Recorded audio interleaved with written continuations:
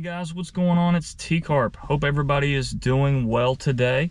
Today is Tuesday, the 14th, and as of today, it's only 6 days until the inauguration. Let me take these sunglasses off. It is a little bright out here. Wearing a nice hoodie today from Textile. They sent this to me. This thing's really nice. Instead of that one kangaroo hoodie, they've got two pockets. So wearing that today. It's cold outside. Anyway, wanted to talk today, like I said, about a few things on my mind. Kind of like from fires to drones, kind of prepping for like a new era with the Trump stuff. So let's quickly get into this. You know, we've had these LA fires, and again, I put out a video stating that we as Christians shouldn't shouldn't be pointing and saying, hey, that happened because you're not a Christian, or you're pushing God or whatnot. God's punishing you. I really think that is an unwise thing to say. And again, that's acting like Job. You just don't want to, do that.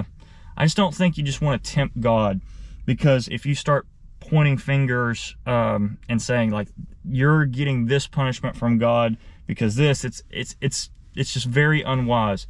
Because, you know, I look at our situation, I look at what happened in Newport, I look at what happened in, you know, the Carolinas and all that, and it's like, okay, was God punishing us for that? It's a hard thing to say.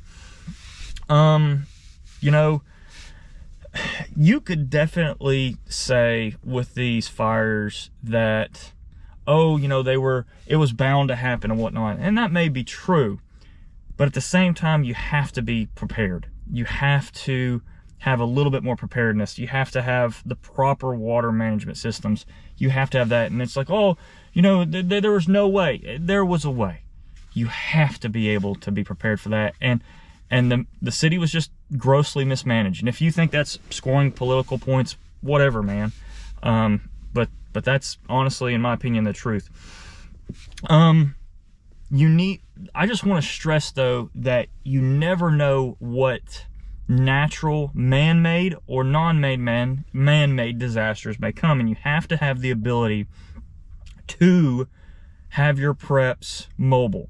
I really was such a bugging guy, and I still am.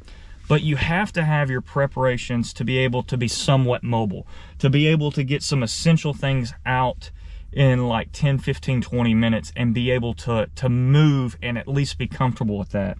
Whether that be able to have something like an SUV like what I've got, or a truck with one of those little travel trailers, something like that. I think having the way to move your preps is extremely important. Again, just my opinions. Trump's inauguration as the president-elect. So that bad boy is coming up, like I said, in 6 days. You know, we don't know what's going to happen with that. It could go just fine, and I hope it goes just fine.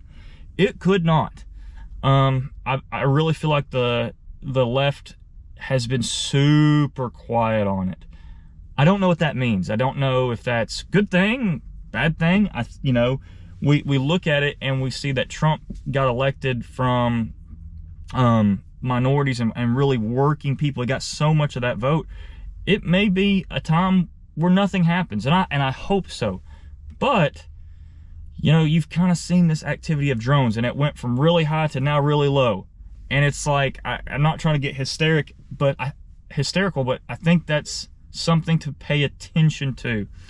I just, you know, keep your head on a swivel. You know, stay frosty, as they like to say. Have your preps up. Hopefully nothing happens, but they have tried to assassinate him twice. Remember, they were going to blow his head off on national television. So who knows what's going to happen? Just stay prepared.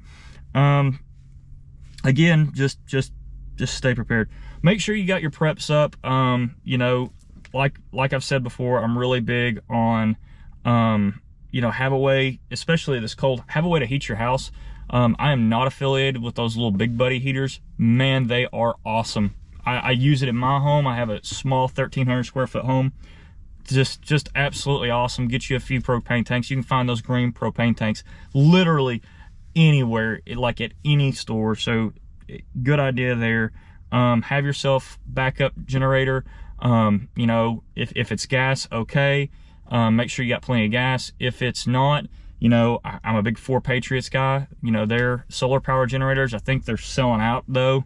They sold a ton. So if you can get their 2500X, that's good. I think they're sold out.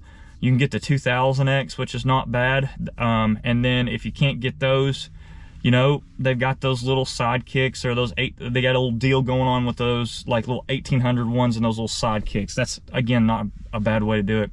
And a solar power generator is basically a backup battery system that can take solar. So what you can do is you can have that stored power that you can generate from the sun through solar panels. So just a thought there.